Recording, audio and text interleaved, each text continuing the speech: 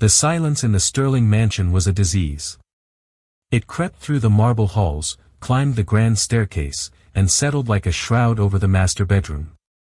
For 3 months, Isabella Sterling had not felt the touch of her husband, Adrian. The man who once couldn't keep his hands off her now flinched if their fingers so much as brushed. He was Adrian Sterling, a titan of industry whose name commanded respect, yet in the presence of his own pregnant wife, he was a ghost. She told herself it was stress, the crushing pressure of his empire. But as his coldness grew, a terrifying question began to bloom in the darkness of her lonely nights. What sin had she committed that made her own husband recoil from the very child he claimed to want? The answer was far more sinister than she could ever imagine. The Sterling name wasn't just old money, it was dynastic. Adrian Sterling, however, was a paradox, a man born to privilege who worked with the ferocity of a starved wolf.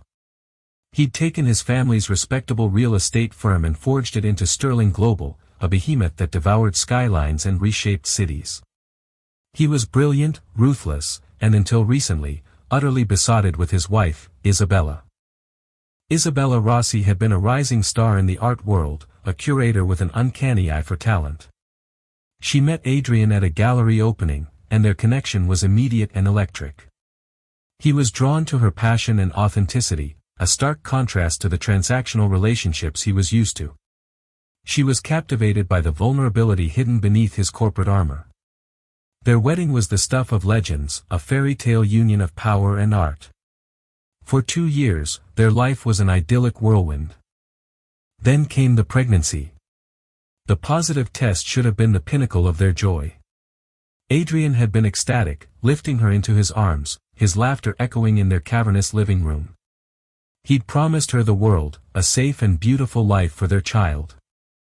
The change began subtly, a week after the first trimester began. It started with a small, almost imperceptible flinch when she reached for his hand in bed. He'd pulled away, muttering something about a late-night email. Isabella, basking in the glow of early motherhood, thought nothing of it. But a week later, he moved his pillows to the far edge of their king-sized bed. The space between them grew from inches to a chasm. He stopped kissing her goodnight, replacing the intimate gesture with a clipped, "Sleep well, Isabella." He never touched her belly. Not once. When the baby first kicked, she had cried out in joy, grabbing his hand to feel it. He had snatched it back as if her skin were acid, his face a mask of something she couldn't decipher, not anger, but something closer to fear. "Adrian, what is it?" she'd asked, her voice trembling. "Did you feel it? That was our baby."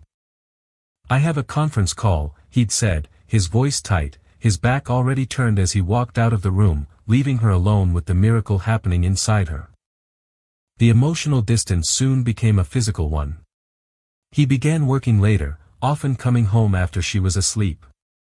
The shared breakfasts they once cherished were replaced by a note from his assistant detailing his schedule. The mansion, once their shared sanctuary, became her gilded cage. Her primary companion became Adrian's mother, Beatrice Sterling. A woman sculpted from ice and disapproval, Beatrice had never fully endorsed the marriage. She saw Isabella's artistic spirit not as a virtue, but as a flighty, unsuitable trait for a Sterling bride. "Pregnancy can be so taxing on a man, dear," Beatrice said one afternoon, her voice dripping with false sympathy as she watched Isabella struggle to arrange flowers. "Adrian is building an empire. He needs his focus. The messiness of it all can be distracting for a man of his caliber." "It's not messy, Beatrice. It's a baby," Isabella countered, her patience wearing thin. "His baby." Beatrice simply smiled, a thin, cutting motion of her lips. "Of course, dear. Just be sure not to overwhelm him with your needs." The isolation was suffocating. Isabella's friends, intimidated by the Sterling wealth and Adrian's increasingly cold demeanor, began to drift away. She tried to busy herself with designing the nursery, a wonderland of soft creams and gentle animal motifs, but the joy was hollow. Every tiny sock, every miniature blanket, was a painful reminder of the partner she was losing. One night, desperation clawed at her. She put on the silk negligee he'd bought her on their honeymoon in Positano, a whisper of fabric that had once driven him mad. She waited for him in the living room, the city lights twinkling below their penthouse window. He walked in just after midnight, his shoulders slumped with exhaustion. He saw her, and for a fleeting moment, a flicker of the old Adrian appeared in his eyes, a spark of desire and love. But it was extinguished as quickly as it came, replaced by that same guarded, pained expression. "Isabella, you should be in bed," he said, his voice flat. He walked past her, not even glancing at her attire, and headed straight for the bar to pour a scotch. Tears welled in her eyes. "I wanted to see you. I miss you, Adrian. We never talk anymore. You won't even look at me." He gripped the crystal tumbler so tightly his knuckles turned white. "I'm busy. The acquisition in Tokyo is taking all my time." "This isn't about Tokyo," she cried, her voice breaking. "This started when I became pregnant. Do you not want this baby anymore? Is that it? Did you change your mind?" He turned to face her, his face a landscape of torment. "Don't be ridiculous. Everything I do is for this family." "Then why won't you touch me?" she whispered, the question hanging in the air like a death sentence. "Why do you look at me like I'm a stranger, or worse, like I'm diseased?" His composure finally cracked. A raw anguish flashed across his face.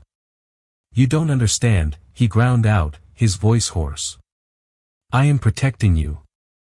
I am protecting this family. Just do as I say. Rest, stay healthy, and don't ask me these questions again." He downed the scotch in one go and retreated to the guest bedroom, a room he now occupied more than their own. The heavy click of the door shutting was the sound of her heart breaking. It wasn't an affair. She was almost certain of that. It was something deeper, something colder, and it was inexplicably tied to the child growing within her. The days bled into weeks, each one a carbon copy of the last. The chasm between them widened until it felt uncrossable. Isabella began to feel like a ghost in her own home, haunting the periphery of her husband's life. The only evidence of his care came in the form of sterile, third-party actions. A world-renowned obstetrician was hired, a nutritionist planned her every meal, and a prenatal yoga instructor visited the mansion twice a week. He was providing for her body but starving her soul. Her mind, left to fester in the silence, began to invent scenarios. The most logical, and most painful, was another woman. Had he reconnected with someone from his past, someone more suited to his world of cutthroat business and cold calculation? Her suspicion began to center on a name she hadn't heard in years, Genevieve Dubois. Genevieve had been Adrian's college girlfriend and, for a time, his business partner. She was sharp, ambitious, and, as Beatrice had once gleefully informed Isabella, the one that got away. Their breakup had been acrimonious, tied to a business disagreement where Adrian had ultimately triumphed, pushing her out of a lucrative early venture. Isabella knew it was a long shot, but she was desperate for an explanation, any explanation that wasn't about her or the baby. One evening, driven by a need for answers, she did something she had never done before. She went into Adrian's home office. The room was a monument to his success, sleek, minimalist, and impersonal. She sat in his leather chair, the scent of his cologne still lingering. Her fingers hovered over his laptop before she pulled back, unable to breach that final wall of privacy. Instead, her eyes scanned the room. On his desk, nestled between a stack of financial reports and a blueprint for a new tower, was his personal tablet. It was unlocked. Her heart pounded in her chest. This was a betrayal of his trust, but he had already shattered hers. With trembling hands, she opened his messages. She scrolled through conversations with executives, lawyers, and his mother. Then she saw it. A thread with a name she didn't recognize, GD. The messages were cryptic. GD, any change? Adrian, no. The protocol is difficult, but I'm maintaining it. GD, you're doing the right thing, Adrian. It's the only way to ensure a positive outcome. Adrian, it's tearing me apart. She looks at me and I see nothing but confusion in her eyes. GD, steel yourself. A few months of hardship for a lifetime of health. Remember what's at stake. Isabella's blood ran cold. Protocol. A positive outcome. It sounded clinical, detached. Who was GD, and what hold did she have over him? She scrolled up, her breath catching in her throat as she found an earlier message. GD, the preliminary report from the European lab is in. It's what we feared. We need to talk immediately. I've booked a flight. Attached was a file, but it was encrypted, impossible to open. The date of that message corresponded almost exactly to the day Adrian's behavior had changed. It was the proof she needed. He wasn't just having an affair, he was conspiring with this woman about her, about the baby. The final piece of the puzzle clicked into place a few days later. Beatrice was visiting, overseeing the delivery of an antique crib she had insisted on buying. Adrian's phone, left on the kitchen island, buzzed incessantly. Isabella glanced at the screen. It was a call from a Genevieve. GD Genevieve Dubois. The name hit her like a physical blow. It was her. The ghost from his past was back, and she was pulling the strings of Isabella's present misery. That night, Isabella confronted him again. She found him in the guest room, staring out the window, his silhouette rigid with tension. I know about Genevieve, she said, her voice eerily calm. Adrian spun around, his face paling. What are you talking about? GD. The messages on your tablet. The phone calls. You're talking to her again. All this time, you've been lying to me. The words tasted like ash. Is she why you can't touch me? Are you leaving me for her? Just be a man and tell me, Adrian. Don't make me live through this lie for one more day. She wanted him to deny it, to laugh and pull her into his arms. Instead, his expression hardened, his jaw setting like granite. You went through my private messages. You left me with no choice. You've abandoned me. What is this protocol you're discussing with her? What positive outcome? The questions tumbled out, laced with hurt and anger. Is she pregnant too? Is that it? Are you trying to decide which family to choose? Stop it, Isabella, he commanded, his voice low and dangerous. You have no idea what you're talking about. This has nothing to do with an affair. Then what is it? She screamed, the sound echoing in the sterile room. What could possibly be worse than that? What have you and that woman cooked up that makes you look at your own pregnant wife with disgust?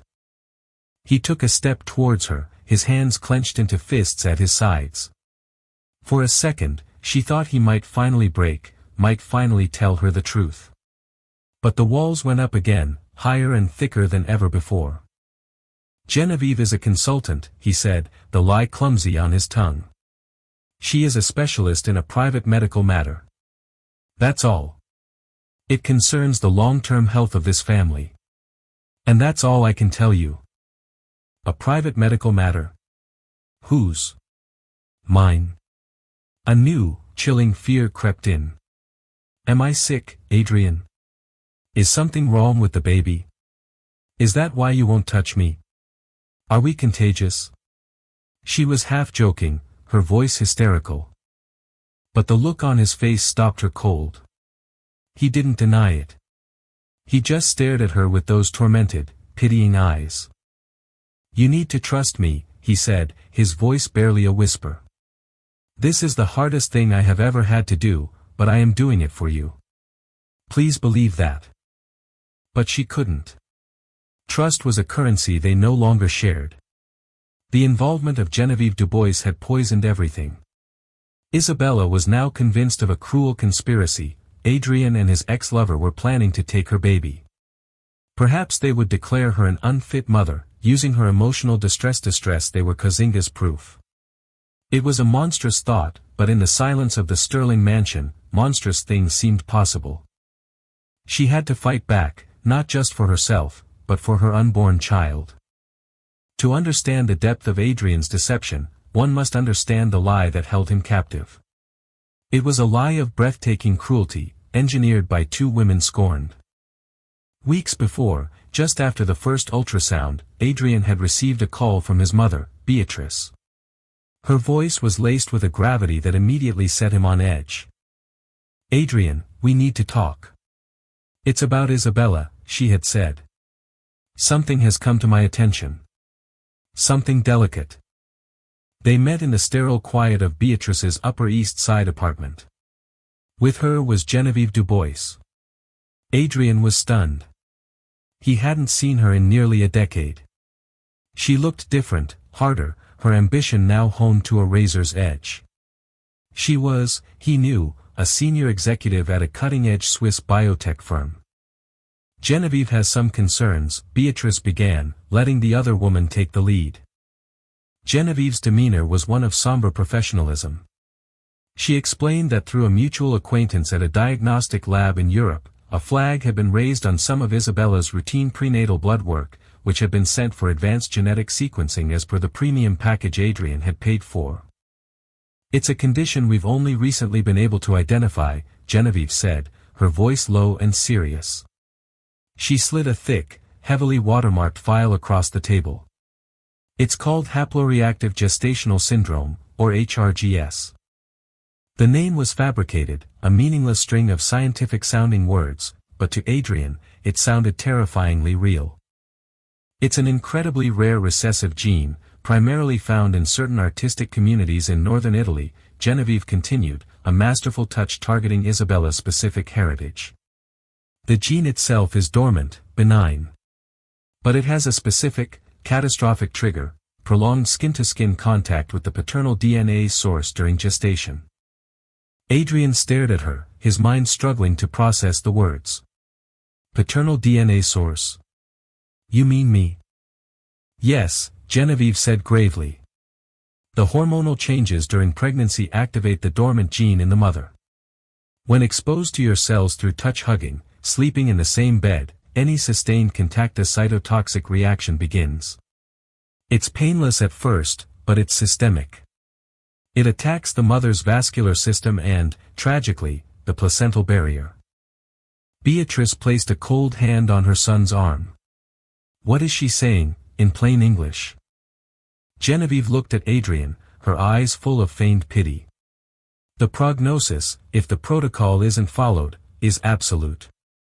The reaction causes a complete breakdown of the placenta late in the second or early in the third trimester.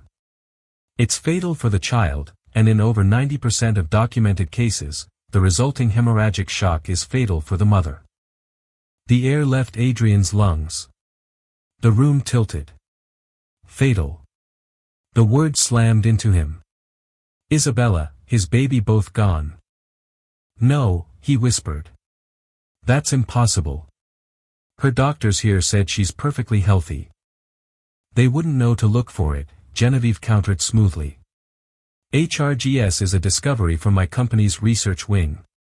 The diagnostic test is proprietary. American hospitals don't have it. We only caught it because our lab in Zurich is the only one in the world that screens for it." She presented him with charts, graphs, and cellular diagrams all beautifully forged, all utterly meaningless, but to a layman, they looked like irrefutable proof. "What do we do?" Adrian asked, his voice raw. "There must be a treatment, a cure." This was the hook. "There is a protocol," Genevieve said, "and it has a near 100% success rate if followed perfectly. The key is absolute isolation from the paternal trigger. No physical contact. None. Separate rooms, separate beds. It's crucial to halt the progression of the cytotoxic reaction. Then, my company has developed an antigen therapy, an infusion that must be administered during the 36th week, which neutralizes the gene permanently. After the birth, contact can resume as normal." Beatrice, playing her part to perfection, gasped. You mean he can't touch his own wife for the entire pregnancy? It is the only way to save her life, Genevieve said, her tone final, and the life of his child. Adrian felt like he was drowning. The cruelty of it was Shakespearean. To save his wife and child, he had to become a monster to them. He had to withdraw his love, his comfort, his touch at the very moment she would need it most. He had to inflict unimaginable emotional pain to prevent a catastrophic physical one. "Why would you do this for me, Genevieve?" he asked, a sliver of his old suspicion surfacing. "After everything." Genevieve's mask of concern was flawless. "Because nobody deserves this, Adrian. And whatever our past, I am a scientist first. I couldn't live with myself if I knew this and said nothing." Beatrice sealed the deal. "This is a test from God, Adrian. It is a burden you must carry alone. You cannot tell Isabella. The psychological stress could be just as damaging. She would never understand. She would think you're mad. She might even try to touch you to prove you wrong. You must be strong for her. You must be the villain to be her savior." He was trapped.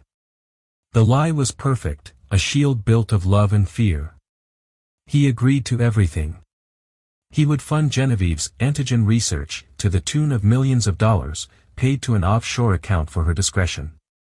He would follow the protocol to the letter. He would become cold, distant, and cruel, all in the name of saving the two people he loved most in the world. Every pained look from Isabella, every tear she shed, was a knife in his gut. But he held firm, clinging to Genevieve's words, a few months of hardship for a lifetime of health. He was playing a role, the most difficult of his life. He was the lonely guardian of a terrible secret, bearing Isabella's hatred as a shield to protect her from a danger she couldn't see. He had no idea the danger was standing right beside him, wearing a lab coat and a sympathetic smile. Isabella couldn't sleep. She couldn't eat. The theory that Adrian and Genevieve were plotting to take her child had taken root in her heart, a poisonous vine strangling all reason. She watched Adrian move through their home, his face etched with a pain she now interpreted as guilt. His torment wasn't for her, it was for the betrayal he was planning. She knew she couldn't survive this alone. She needed an ally, an expert, someone whose authority Adrian, a man who respected only power and expertise, could not dismiss. She needed the best doctor money could buy. She spent a day researching, not just top obstetricians, but perinatal specialists, geneticists, the heads of departments at the most prestigious hospitals in the country. One name kept appearing, Dr. Anna Sharma, the chief of maternal-fetal medicine at Lenox Hill Hospital in Manhattan. Dr. Sharma was renowned not just for her clinical skill, but for her work in complex, high-risk pregnancies and her direct, no-nonsense approach. Isabella called the office herself, her voice shaking as she explained she needed a second opinion on a complicated and sensitive matter. The urgency in her tone must have been palpable, because the scheduler found her an appointment for the following week. Now, she had to get Adrian there. She approached him that evening, not with accusations or tears, but with a cold, hard resolve that mirrored his own. "I've made an appointment," she said, standing in the doorway of his study. "My assistant handles your appointments, Isabella. Everything is scheduled." "Not with my current doctor," she said. "This is with Dr. Anna Sharma at Lenox Hill. It's for Tuesday at 10 a.m. We are both going." Adrian looked up from his work, his brow furrowed. "That's unnecessary. You have the best care." "The best care isn't working, is it?" she shot back. "Something is wrong, Adrian. You've said it yourself. This is a private medical matter." "Well, I'm done with secrets. We are going to sit in a room with a real expert, and you are going to tell her and me exactly what is going on. Either you come with me, or I will go alone and tell her that my husband believes I am diseased and refuses to touch me." I wonder what a doctor of her standing would make of that. It was an ultimatum, and they both knew it. She saw the panic flash in his eyes. His carefully constructed wall was being threatened by an outside force he couldn't control. "Isabella, you don't understand the risk," he started, his voice pleading. "No," she said, her voice like steel. "You don't understand. I am your wife. This is my body and my child. I will have the truth. Tuesday, 10 a.m. Be there."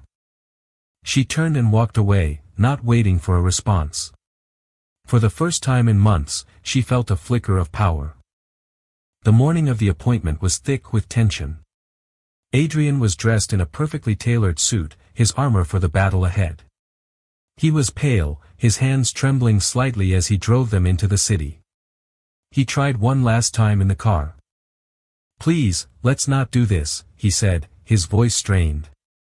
"It's not safe." "The safest place for a pregnant woman is with a doctor, Adrian," she replied, looking out the window. As they walked into the polished, quiet lobby of the maternal-fetal medicine unit at Lenox Hill, Adrian's phone buzzed. It was a text from Genevieve. "GD, your mother told me what you're doing. This is a catastrophic mistake. You cannot expose the situation to an outside physician. They are not equipped. You will jeopardize the entire protocol. Leave now." Adrian's blood turned to ice. He looked at Isabella, already checking in at the front desk, her posture determined. He was trapped between two impossible choices: betray the woman who held the supposed cure or betray the wife who was demanding the truth. He pocketed his phone, his heart hammering against his ribs, and followed his wife down the hall. Dr. Anna Sharma was a woman in her 50s with intelligent, compassionate eyes and an air of unshakable competence. She listened patiently as Isabella, in a rush of emotion, explained the situation. She didn't recount her theory about Genevieve taking her baby, it sounded too hysterical. Instead, she stuck to the facts. "My husband, for the past 3 months he has refused to touch me. He sleeps in a separate room. He says he is protecting me, that there's a medical reason for it, but he won't tell me what it is. I am perfectly healthy. My checkups are normal. But he is convinced that something is terribly wrong. I am scared, doctor, and I am so alone." Dr. Sharma nodded, her expression unreadable.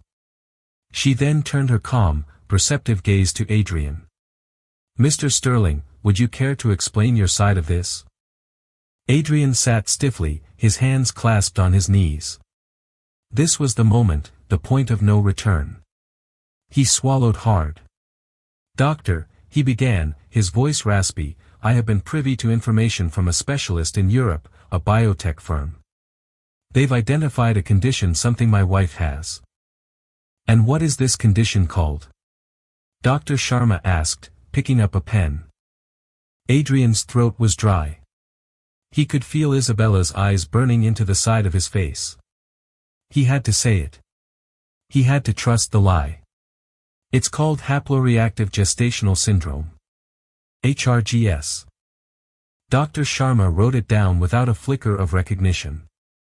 "I've been in this field for 30 years, Mr. Sterling. I've attended conferences all over the world. I have never heard of it. Please, enlighten me." Adrian, clinging to the details Genevieve had drilled into him, began to explain. He spoke of the dormant gene, the northern Italian heritage, the cytotoxic reaction triggered by paternal touch, the breakdown of the placenta, the absolute fatality for mother and child. He explained the entire protocol of isolation. As he spoke, he watched Dr. Sharma's face. He expected to see concern, alarm, perhaps even professional curiosity. He saw none of it. Her calm expression slowly morphed into one of profound, unmistakable disbelief. She wasn't looking at him like he was a concerned husband. She was looking at him like he was a fool. When he finished, the room was silent. Isabella was staring at him, her face a canvas of horror and confusion. This was his secret. This bizarre, science fiction plague. Dr. Sharma put down her pen. She took a deep breath, her eyes locking onto Adrian's, and then she delivered the words that would shatter his world. "Mr. Sterling," she said, her voice soft but laced with an iron authority, "I have to be very clear with you. What you have just described is not a recognized medical condition. It does not exist." Adrian stared at her. "What? No, that's not possible. I have the data, the reports." "Reports can be falsified," Dr. Sharma said gently. "Let me be more specific. The biological mechanism you described is a scientific impossibility. A mother's body is designed to tolerate the paternal DNA within the fetus, that's the very basis of pregnancy. A cytotoxic reaction triggered by external skin contact with the father, it defies the fundamental principles of immunology and genetics. It sounds like something from a very poorly written movie." She turned to Isabella. "Isabella, from all the records I've reviewed and from what I see here, you are a perfectly healthy woman having a perfectly normal pregnancy." Then she turned back to Adrian, her gaze sharpening. "Mr. Sterling, you have been fed a lie. A very elaborate and cruel one. There is no such thing as HRGS. There is no danger. Your touch cannot harm your wife or your baby. In fact, the stress and isolation you have inflicted upon her based on this fiction is likely the only medical risk present in this room today." Adrian felt the floor drop out from under him. The doctor's words echoed in the sterile air, dismantling his reality piece by piece. A scientific impossibility falsified a lie. He looked at the files he'd brought, the data from Genevieve that he had guarded like a holy text. It was all fake. The millions of dollars, the torment, the self-imposed exile, the cruelty to his wife, all of it based on nothing. He looked at Isabella. Her face was pale, tears streaming silently down her cheeks. But behind the tears was a dawning horror, the realization of the truth. He hadn't been protecting her. He had been torturing her. The blood drained from Adrian's face. A cold sweat broke out on his brow. He felt a wave of nausea so profound he had to grip the arms of his chair to keep from collapsing. The doctor's words replayed in his mind, a very elaborate and cruel lie.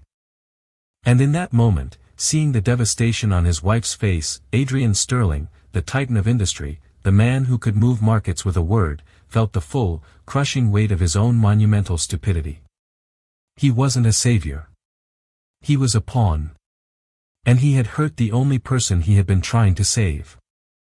He opened his mouth to speak, but no sound came out. He was utterly, devastatingly broken. The drive back from Lenox Hill was a journey through a wasteland. The silence in the car was no longer cold and empty, it was heavy, suffocating, filled with the wreckage of Adrian's colossal mistake.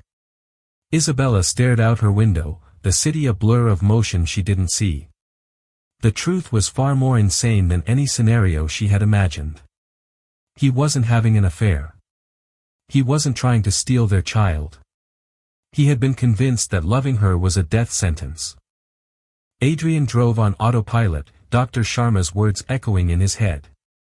A lie falsified a scientific impossibility. Each word was a nail in the coffin of his pride and self-assuredness. He had built an empire on his ability to read people, to see through deception, to anticipate every move. Yet, he had been played masterfully by his own mother and his ex-lover. They hadn't used financial projections or market analysis, they had weaponized his love for his family against him.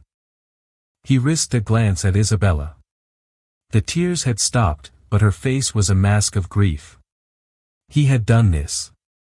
His refusal to trust her, to include her, to believe in their partnership over the word of a vengeful ex and a manipulative mother had caused this chasm between them. "Bella," he began, his voice cracking. The old pet name felt alien on his tongue. I am so sorry." She didn't turn. "Sorry for what, Adrian?" she asked, her voice hollow. "Sorry for believing I was a walking biohazard?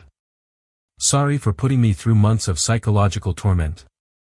Or just sorry you got caught?" "Sorry for all of it," he whispered, his own eyes burning with unshed tears. "I thought I was protecting you. I swear to you, I believed every word. I was so terrified of losing you. You were losing me anyway, she cut in, finally turning to face him, her eyes flashing with a fire he hadn't seen in months. Every single day, you pushed me further away. You could have talked to me, Adrian. We could have faced this together. But you didn't trust me. You trusted her. Genevieve. A woman who hates me. A woman you pushed out of a company. You trusted her over your own wife. He had no defense. She was right. He had been arrogant, thinking he alone could carry this burden. When they arrived back at the penthouse, the atmosphere was charged. As if summoned by the climax of the drama she had set in motion, Beatrice Sterling was waiting for them in the living room, a triumphant gleam in her eye. Adrian. I was so worried. I trust you came to your senses and left that hospital, she said, her voice bright and brittle. Adrian walked past her, his face grim. The appointment was very illuminating, Mother. Beatrice's smile faltered as she saw Isabella's tear-stained face and the thunderous expression on her son's. What happened? The truth happened, Isabella said, finding her voice. The truth about your disgusting, pathological lie. Just then, the private elevator chimed and the doors opened. Out stepped Genevieve Dubois, looking sleek and confident. She was holding a briefcase. Adrian, she began, a hint of reprimand in her tone, you have no idea the damage you could have caused today. I came as soon as I could. We need to, she stopped as she took in the scene. The jig was up. It was written on all their faces. Adrian turned to face the two women, his architects of misery.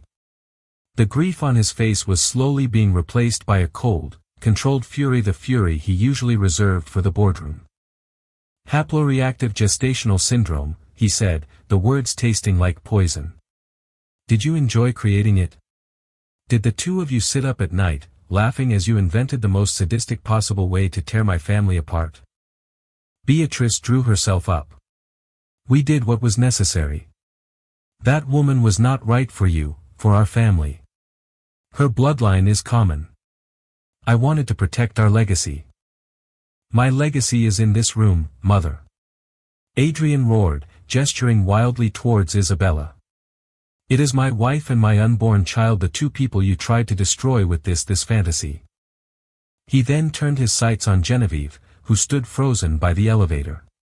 And you? How much was it? How much did I pay for your proprietary research? 2 million. 3. Was it worth it, Genevieve? Was the revenge that sweet? Seeing her plan crumble, Genevieve switched tactics from deceit to venom. You deserved it, Adrian. You built your empire on my ideas, on the company you stole from me. You threw me away. I wanted you to feel a fraction of the powerlessness I felt. And your mother was more than happy to help. Isabella finally spoke, her voice shaking but strong. You didn't just hurt him. You used my pregnancy, my child, as a weapon in your pathetic little vendetta. You are monsters, both of you. Beatrice scoffed. Don't be so dramatic, dear. It was for the best. That was the final straw for Adrian. He walked over to his mother, his face inches from hers. Get out, he said, his voice dangerously low. Get out of my home and get out of my life. You are no longer my mother. You are a stranger to me. And if you ever try to contact me or my wife again, I will use every ounce of my power to ruin you. He then looked at Genevieve. As for you, my lawyers will be in touch. Expect a lawsuit for fraud that will dismantle your career and your life so thoroughly you'll wish you'd never heard the name Sterling. Now get out. Beatrice paled, genuinely shocked. Genevieve, pragmatic to the end, turned without a word and stepped back into the elevator. Beatrice lingered, sputtering, Adrian, you can't mean this. Try me, he snarled. Defeated, Beatrice followed Genevieve into the elevator. The doors slid shut, and they were gone. The silence that returned was different. It was clean. The poison had been excised. But the wound was vast and deep. Adrian turned to Isabella, his face crumbling. All the anger was gone, replaced by a profound, bottomless shame. He looked like a lost boy. "Bella," he whispered. "I know sorry isn't enough. I don't know what is. But I will spend the rest of my life trying to fix this, trying to earn you back." He took a hesitant step towards her, his hand outstretched not to touch her, but as a plea. For months, he had been forbidden from doing so by a lie. Now, he was forbidden by the truth of his own actions. Isabella looked at her husband, the man she loved, the man who had wounded her so deeply. She saw the genuine remorse in his eyes, the agony of his regret. The path forward was uncertain, but for the first time in a long time, it was a path they would have to walk together. Slowly, deliberately, she took his hand. His skin was warm, real. His touch didn't hurt. It wasn't a poison. It was just a beginning. The confrontation was a detonation, leaving behind a silence more profound and unsettling than the one that had preceded it for months. Beatrice and Genevieve were gone, specters exorcised from the penthouse, but their poison lingered in the air. Adrian and Isabella stood in the vast living room, separated by a chasm not of physical distance, but of action and consequence. The truth had set them free from the lie, only to imprison them in a new, more complex reality. The first few days were a masterclass in navigating a shared space as strangers. Adrian abandoned his suite of offices downtown, telling his stunned executive team he was taking an indefinite leave of absence. He began by moving his belongings back into their bedroom, but he couldn't bring himself to get into their bed. He took the plush chaise lounge in the corner, a piece of furniture they had bought together in a happier time. He would lie there for hours in the dark, watching the slow, even rhythm of her breathing as she slept, a silent, wretched vigil. He knew grand gestures would be hollow. What use was a diamond bracelet to a woman whose trust he had ground to dust? He had to show, not declare. He had to serve. He, a man who had personal chefs on 2 continents, entered their state-of-the-art kitchen with the intention of cooking for her. He found one of her grandmother's old cookbooks and attempted a simple pasta pomodoro. The result was a catastrophe. The sauce was scorched, the pasta was a gelatinous lump, and a fine dusting of flour covered nearly every surface.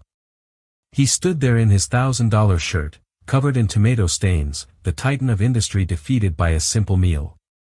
When Isabella walked in, drawn by the smell of burning garlic, she stopped dead in her tracks. She looked at the mess, then at him, and for the first time in days, a complex emotion flickered in her eyes. It wasn't forgiveness, not yet, but it was a crack in the wall of her grief. He saw a glimmer of the woman who had once found his boardroom seriousness endearing. Without a word, he began to clean up. His failure had been more eloquent than any success could have been. The turning point came a week later. He found her in the nursery, softly humming to their unborn child.